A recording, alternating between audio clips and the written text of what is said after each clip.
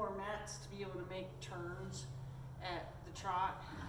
That's like my next plan. But we're not gonna make this into a big riding space as much as just kind of get on them, sit on them, you know, let them think that we are riding, but we don't have to do anything strenuous. But as you can see, as we come into the turns, he has a little bit of a hard time understanding to stay on the mats and keep moving forward. So I'm not gonna push it until I have enough mats in the corners to make those turns better. But, listen, hey.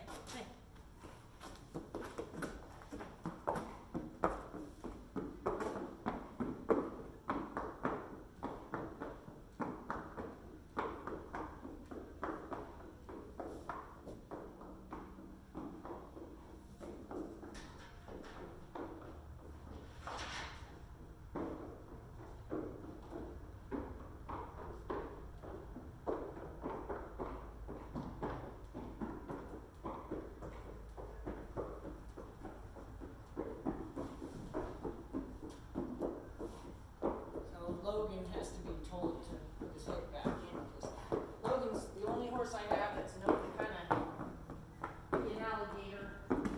My other horses really pass his stall.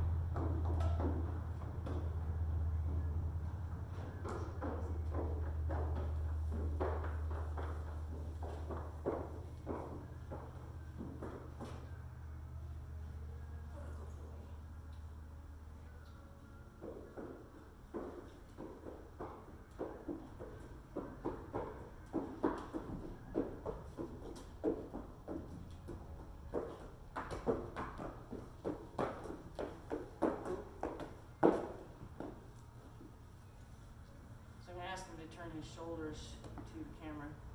Listen.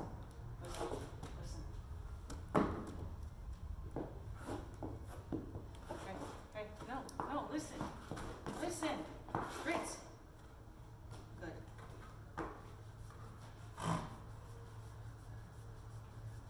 So like I could do that kind of stuff, shoulders the other way, good. Wait, stop. I didn't mean anything else. So you can see how rusty he is. Good. There. Good. Listen. Nope. I didn't say the whole body. Good.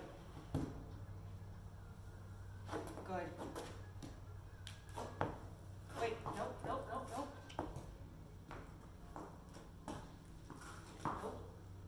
Stop anticipating. You don't know.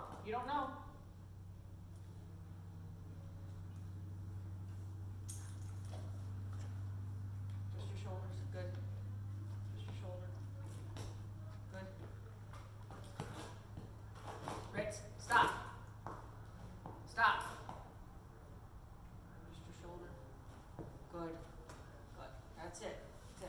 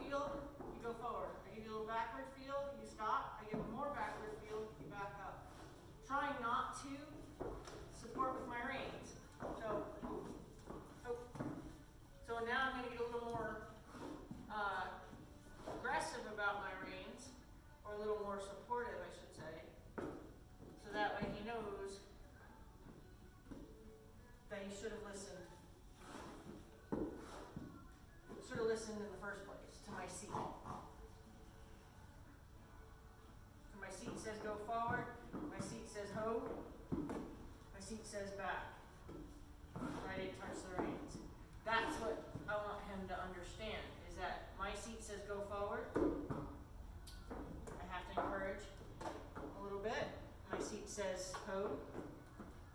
My seat says go back. So I don't believe in, and I never thought it was necessary. Stop. He's curious about something in there. Stop. Never thought it was necessary. Ooh. Okay. Ooh. Never thought it was necessary to see people ask a horse to back up. Have you ever seen where literally people are leaning back and they're giving this, like if I were to pull him backwards, he'd probably run backwards into that table. When all you have to do is in your seat say back, back, back. And you don't have to pull on him at all. Now, to teach him, what I do is, since I have my backward on the ground is solid, it's a wiggle on the rope. So with that being translated into the seat or into the saddle, so what I've also taught him, and I teach people, is when I am in front of them, it's a wiggle creating an energy in front of them.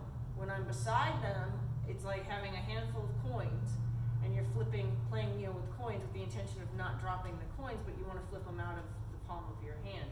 So from the side, it feels like an up and down kind of feel. Well, that sets them up for this. Okay? So he knows to back up because he knows that cue. I don't have to in any, no. I don't have to in any way pull on my horse. So I'm gonna see, I'll get him a little bit past here and then I'm gonna pull on him and show you what pulling on him would do. Like he would go, oh my God, like what's going on? I've never had you pull on me like that, okay? So that's not really cool because I don't normally do that. Where, like right now we're working on it being in our seat, so let's see. I'll support by something that he does recognize. And then my release is what teaches. Now he's a rein chewer, so we have to be careful with that. That's the only reason I just kind of got extra supportive. But, so like this kind of work in here, you could concentrate on the little things, the things that are actually super important for the bigger things, like all the maneuvers, all the leg cues, all the hand cues, rein cues, seat cues. You can practice that. I mean, you don't want to go into a trot until you've mastered it at a walk. You don't want to do a canter until you've mastered it at the trot. And I'm pretty sure if you have a horse that, really isn't, good morning, isn't super, I don't know what I'm trying to say.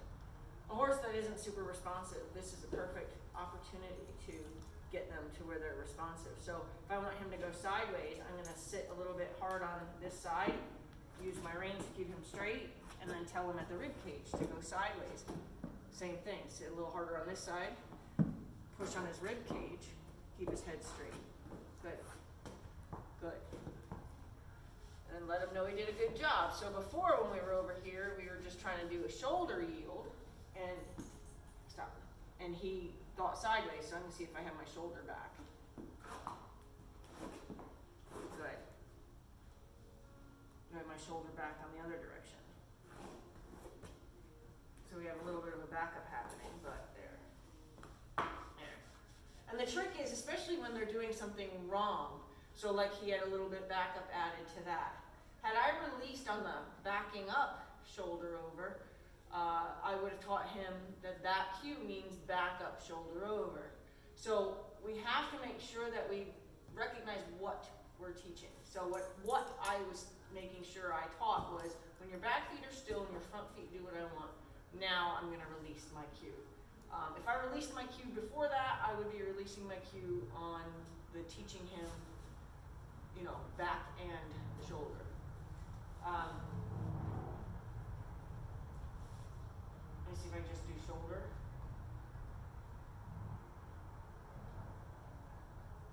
So I should be more off to the side, but not dramatically, and see.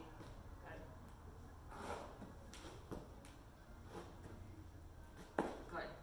So see, when he was done backing up is when I released. When he thought it was just a backup, see how he's backing up first? Now he's going to change his mind. Good, now I would release. But I didn't say go forward.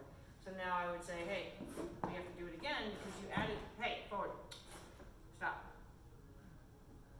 Because you added something to it. Good. So I offered a little support not to go forward. Good. Boom.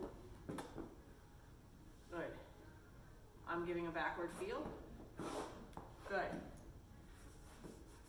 Now you saw I did nothing with my feet, I did nothing with my reins, my body just said, I'm giving a backward feel. Ritz, are you listening? Ritz? Now I'm going to tell them, listen. Hey. Nope, listen. Good. So I had to go all the way back to his normal support, right? So if I could have, I should have been able to just say, oh, stand, no, I didn't say I didn't have any leg difference. Good, stand. So now he's guessing. And he's a guesser, and it drives me crazy, but he's a guesser. So I'm going to put backward feel. He's not listening. See if I can't give him a backward feel with my legs. Now he's starting to pay attention. Good. So it didn't really require a lot of range, but it gave, if you saw, he tilted his head up in this direction to give me this eye to ask me a question. So I'm going to just let him know again. Yes. Ask him to go forward. Ask him to home. Ask him to back up. My body, it's good to do it in slow motion too, because to train your body. Like my body means I want you to go forward. My body means I want you to stop. My body means I want you to back up.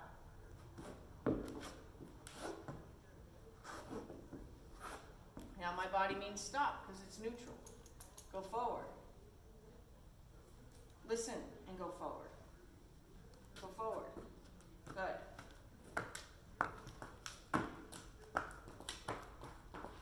I mean, there's so many things you could do in a small space, so don't be discouraged by your lack of, riding space. Hey. Back. So here, and I'm trying to teach my body to be consistent. Forward, back. Now I want just back, so I didn't want him to just stop. I wanted forward, back. I don't want him to just stop, so I want him to recognize the difference. Forward, back. So I'm being a little more supportive. Now, instead of wiggling, I'm bumping harder to say, I need a little bit more response. And never forget to tell them they did a good job, You have to always remind them they're doing a good job. So, this is Ritz. Just playing a little bit on our quote-unquote indoor arena.